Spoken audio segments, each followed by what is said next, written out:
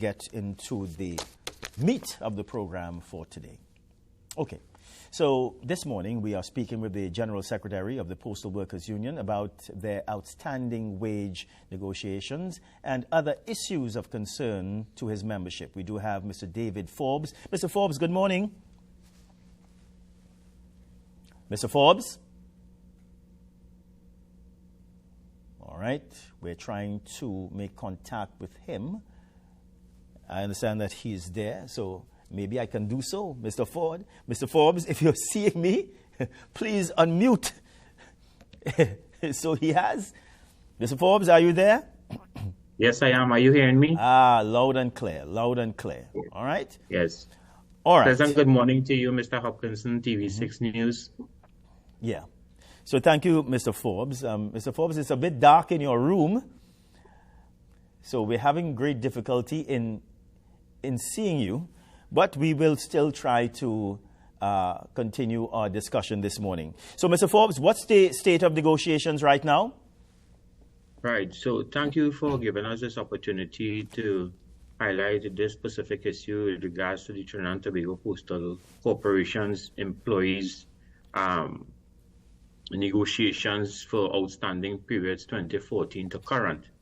What we would say with it is that the Postal Workers Union would have submitted our proposals many years ago with regards to proposals for negotiations to our line management and the Ministry of Public Utilities. And over these years, we have not had any response from any of the entities or proposals in that regard. And we are at this current junction where we are now agitating for the management of Ttpwu, who we negotiate with on behalf of the different bargaining units number 1, 2, and 3. And we have not had any responses with regards to the respective collective bargaining units. Mr. Forbes, these are negotiations. Mr. Forbes, before we move on, these are negotiations for how many postal workers? Approximately 1,200 workers are affected by it. We have 3 bargaining units. And of course, our members are comprised within those bargaining units. Yeah. And these are not only postmen and women. They are other people that work within the postal service. Yes. So what we have is the administrative arm of the organization. We also have the retail staff. We have the transport officers. And of course, the different bargaining units will be broken down accordingly with regards to the respective positions. Yeah. How have your concerns and calls for the settling of these negotiations, how have they been received by the Ministry of Public Utilities, who I suspect is the employer, right? Yes, correct. So we would have submitted the proposals, and we have not had any counter proposals coming from the Ministry of Public Utilities to the management, who, as I said earlier, we negotiate with. And those guidelines would normally come from the Chief Personnel Officer. With regards to our call for the commencement of the negotiations, we have gotten support from the Joint Trade Union Movement. We have also gotten international solidarity support from Uni International, where a number of unions across the world would have given solidarity in respect to how our negotiation has been going, which is told. And of course, the minister himself, Mr. Marvin Gonzalez, would have received correspondences from all our affiliates across the world as far as Japan. There haven't been any responses coming from the minister or his ministry in acknowledgement of those letters or those letters that would have pushed the government to understand that the whole question of collective bargaining is very much important in regards to decent work. So workers are not currently being paid at the rate we are supposed to be paid as postal workers, and we are hopeful that the government will understand from the point of the workers not having just due at this point in time, give instructions so that the negotiations can commence. Mr. Forbes, what are you all asking for? Right. So when we did the proposals, because negotiations are protracted in Trinidad and Tobago. When we did the proposals for the period 2014 to 2016, for the various bargaining units, we would have looked at what the job evaluation would have realized since 2010 and looked at the data in terms of the current salaries for each employee or the respective bargaining units. And we would have come up with a 20% proposal for increases at that time for bargaining units number 1 and 3, which comprises monthly rated employees for bargaining unit number 1 and bargaining unit number 3 for supervisors. And of course, we also negotiate for bargaining unit number 2, which is the middle managers. For the middle managers positions, we would have, at that point in time, looked at a 40% increase. And of course, the job evaluation exercise, which was done in 2010, it has not been implemented after an agreement to it, with a few anomalies that we would have addressed with the management and Palik Rajkumar and associates who would have done the job evaluation at that time. So at this point in time, more critical for us is the question of that job evaluation that has not been implemented, which will certainly impact on the workers' pockets, if I can put it that way, in realizing what we will call a living wage. So we are calling here on the government, the Chief Personnel Officer, who we would have also written and would not have been given any responses from him. In 2022, we would have written him, and we have not had any response with regards to the job evaluation exercise. What's the feeling right now among your membership because of this? We're very despondent. Being deemed one of the essential utilities during the COVID-19 situation, and having lost a number of comrades or brothers and sisters, the general consensus of the workers is very much demoralizing. We have seen increasing gasoline by the current administration on several occasions. And of course, seeing that and with the price of goods and services going up in Trinidad and Tobago, it is very hard to go to the grocery store and to purchase goods and services in the way that we would like to, in having to even manage our pockets that can sustain our families. So it's very difficult at this time for the workforce at Ttpwu in regards to a decent living. And of course, we have ILO conventions that speaks to the same. And of course, in collective bargaining, Section 40 of the Industrial Relations Act is very clear in meeting and treating in good faith. And of course, the labor movement by extension have not seen the government really treated with the whole question of negotiations being done from a fair standpoint. And we are very much keeping our eyes on what will be the proposal, because we expect that a proposal will be given. It wouldn't be good that the government would just sit and just offer this 4% to workers. That wouldn't be good enough for postal workers who have been way behind in salaries and compared to other sectors for many years. So definitely we are calling for collective bargaining, that chain of collective bargaining to be done in the way it's supposed to, and not in the way of just saying, well, take what we offer and say thanks. Yes, we want to say thanks, but we want to say thanks from a fair standpoint, on behalf of our membership. Mr. Forbes, can you give the population any assurance that this morning that their services are not going to be affected because of what is happening these negotiations? I ask this question because when there is history to show that when postal workers are rumbling and are grumbling about certain matters, that postal service is affected. Can you give us any assurance this morning? Right. So, well, definitely, postal workers, we don't make noise until it's necessary. And of course, the call for, as I said earlier on, for collective bargaining is what the workers is looking forward to in this regard.